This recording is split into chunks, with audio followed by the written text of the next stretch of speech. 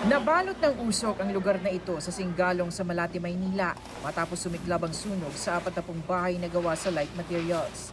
Dahil sa liit na mga eskinita at nasa looban pa ang sunog, nagsiakyatan na sa bubong ang ilang bumbero para apulahin ang apoy. Nag-water relay na yung mga ibang fire truck natin, volunteers at saka BFP. Sa pagresponde sa sunog, di napigilang maging emosyonal ng isang fire volunteer.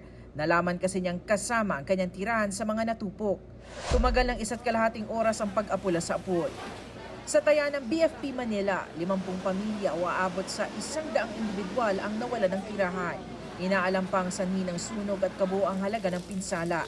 Pero ayon sa BFP Manila, ngayong mainit ang panahon, kapuna-puna ang pagdami ng mga sunog na sanhi ng overloading o pag-short circuit sa mga bahay.